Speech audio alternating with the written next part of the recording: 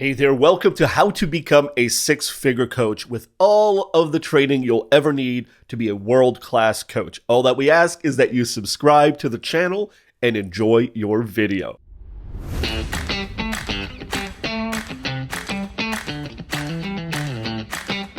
Welcome back to Pro Coach. Chase Jordan here, your coach. This is The Coach's Role, Part 3. So when we talk about development, we're good developing human beings, developing ourselves. We are become next level architect. Okay, that's what a coach has to become.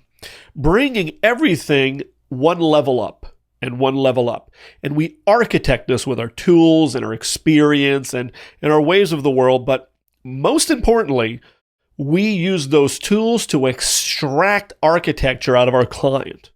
Because it's all in the client. For most of my life and most of my coaching, I've had to teach, I've had to consult, I've had to mentor, but I was able to extract some unbelievable architecture, right? When we think about architecting a plan, teaching somebody how to architect their own plan and extract their own conclusions, that's what I'm talking about. And then we also need to become very, very proficient in transformation design, where we really walk people through how to design that future self or that future business, right? So the money, the gold, the glory, all lives in transformation. If you are able to take an organization, we've said this before, a human being yourself, and transform into something better and bigger and something that we want to do, that's where the gold is. So the value lives in the ability to transform the client. No matter what the client, if you're able as a coach, to really set the vision and take somebody on a journey and have them do the work, where you bring them to multiple tipping points and then they achieve it and we start again and then they achieve, and with just that minimum required effort, support, development from the coach, and they acquire that transformation on their own, they'll be able to, one, repeat that transformation and reteach that transformation, making them extremely powerful. So transformation is the goal. There are barriers. We have to understand our role and what the barriers mean within the relationship of coaching. So fear is the big one, right? People say fear is what? False evidence appearing real. Well, fear is very real when a client feels it. Period. End of story. We have to acknowledge it because we said that's what we do now. We don't just dismiss fear. But what we want to do is get down to the core of the fear, the truth of the fear. Are we just afraid because we're always been afraid of whatever? Example. When I was a kid, I was one of the kids that was terrified that when the lights came turned off at night and mom walked away for time for bedtime, that there was something under my bed. You might have used this, you might have seen this type of example, but I've used it for almost 30 years now. The end of the day was, what was the truth? Was there something under my bed? So one day my mom comes in. She says, look, I love you. I know you've been afraid of whatever's under your bed for years. It's time to solve this at once. So she coached me through the process. Get out of bed, son. I want you to get on your knees very quickly here and peek down below. I'm going to keep the lights off. Here's a flashlight. So right, she was pushing me to a tipping point, just enough support to get me there. And I turned on the flashlight and here I looked. There was nothing. For years I had feared nothing. It was just all up in here. Well, that example is a very, very good example of how our clients feel. They are afraid of something for whatever reason. They might have been afraid of it for so long that it becomes more of a very deep-rooted fear. And as coaches, we're here to really say, hey, look, let's look at what the truth is about this fear. Let's uncover what's behind that. Let's talk about that. And then let's get to the truth so that we can move forward. So as the coach, you're here to give them the flashlight, to look under the bed, to see what this fear is all about. And most of the time we find that the fear is false. The fear is not real. The fear is unsubstantiated. There's no real reason. And then we can have a dialogue and begin to move our client forward towards their vision. Lack of vision or belief or plan or action or accountability, everything we've been talking about. So when we see that the client's not reaching where they're going, poor coaching, piss poor attitude from the client's end, which you shouldn't work with those people anyways. But there's either no vision, and if there's a vision, well, there's no real belief behind the vision. And if there's vision and belief, well, the plan, the execution, the tactics, the action steps, the levels we need to, the barriers we need to cross aren't there, the good ones.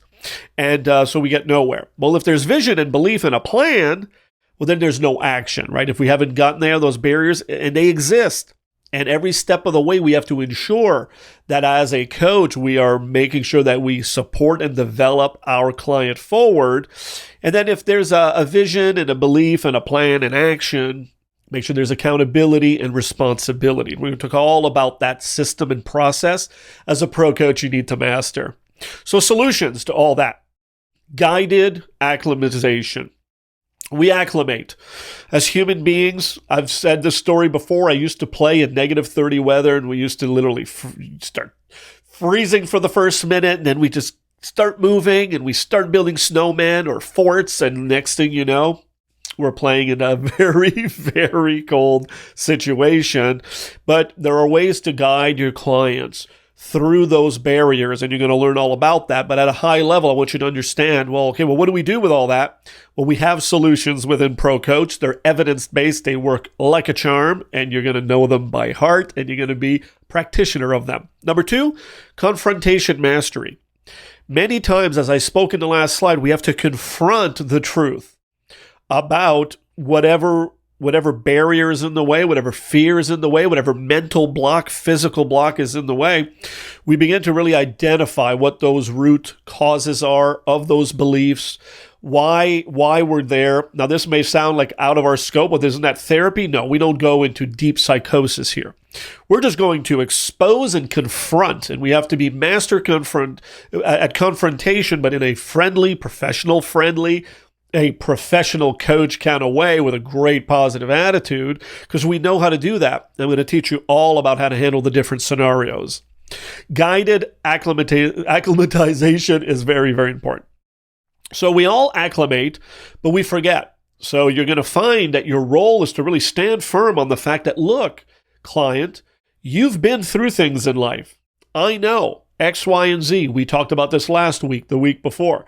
I know what you've been through. You're just forgetting. So let's review some of that just as one of those techniques that we teach.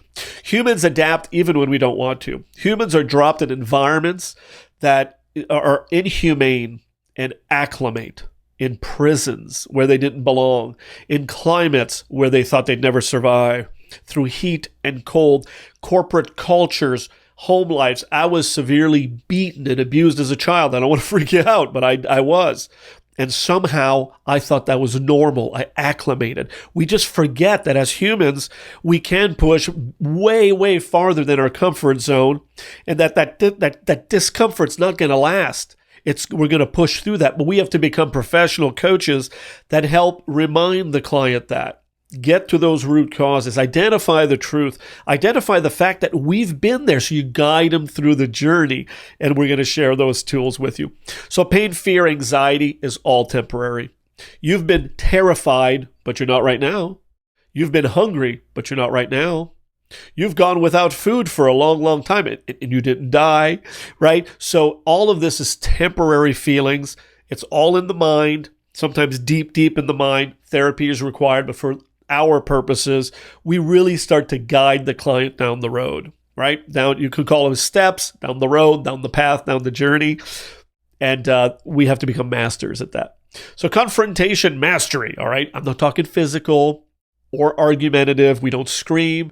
We don't shout. Things can get heated. We can have a good dialogue every now and again. Nothing wrong with that.